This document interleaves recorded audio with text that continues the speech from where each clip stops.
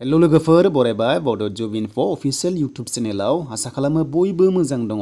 आसाम पुलिसनि एबि एडमिटनि सायाव गोबां गोनो गोथो जादोंमोन सिगांनि भिडिअ होनायाव, बेखायनो आं रिमुभ खालामबाय। दा फिन खनसेबाव नोंथांमोना डिटेल्सखौ लाबोफिनबाय जाहाथे नोंथांमोना क्लियार जायो। दा कमेन्ट्सखौ रिप्लाइ खालामजोबनांगौआ जोबोर हार्ड जायो मानोना गोबां कमेन्ट्स फैयो, बेनिखायनो गोदान भिडिअ खालामबाय सिगांनिखौ प्राइभेट खालामनानै। दा जों बे 16 मार्चनि आपडेटखौ नायनोसै। एसआइ एबि कामान्डु बेनिफ्राय इउबि। दा बेखौ लानानै गोबां गोनो गोथो जादोंमोन। खायसे खायसे एबि कामान्डु एप्लाइ खालामदोंमोन कनस्टेबोलाव एबा बेटेलियनाव। दा बेनि थाखायनो खायसे कनफिउस जाना दङ, गोबां कमेन्ट्स खालामदों, सोंहरगासिनो दङ। दा बेखायनो जोङो डिटेल्सखौ नायफिनसै मा खालामनांगौ आरो मानो होदों बे नटिसखौ।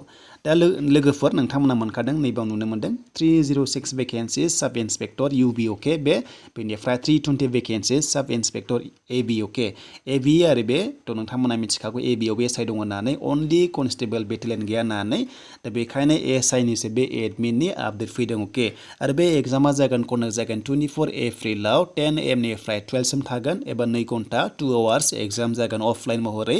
आरो बे एग्जामा मार्चआव जागोन। दा बेखायनो सिएलपिआरबिआ मोनसे अर्डार होदों, नटिस, बेनो जाबाय 11 AM 17 मार्चनिफ्राय 30 मार्चनि गेजेराव जों लगइन खालामनानै माखासे डिटेल्सखौ सोनांगौ होनना बुंदों आरो माखासे आपडेट खालामनांगौगोन आरो जायखिजाया डिटेल्सखौ होनांगौ आरो बेनिफ्राय लोगो लोगो एडमिट नोंथांमोना मोननाय जागोन बा डाउनलड खालामनो हानायनि अपसनखौ मोनगोन।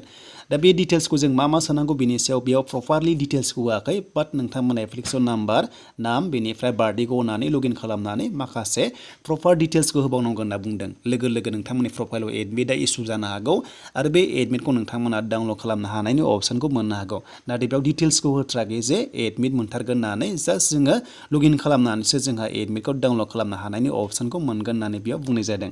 बेखायनो गाबोननिफ्राय लगइन खालामनानै 30 मार्चनि गेजेरावनो लगइन खालामनानै प्रपार डिटेल्सखौ सोनांगोन। जानो हागौ एग्जाम सेन्टारबो सेलेक्ट खालामनांगौ जानो हागौ, नाथाय गाबोनसो जोङो डिटेल्सखौ मोनगोन। दा बेखायनो नोंथांमोना नेथ'दो, 11 AM जानाय लोगो लोगोनो प्रपार डिटेल्सखौ मोनजोबबावसिगोन। आसा खालामो नोंथांमोना क्लियार जाबाय डाउटआ। बेनो जाबाय कनस्टेबल नङा कामान्डुआ, बे जाबाय एसआइ लेभेलनि अके। दा लोगोफोर बेखिनियानोसैमोन लेटेस्ट आपडेट सिएलपिआरबिनिफ्राय फैनाय एडमिट कार्डनि आपडेट।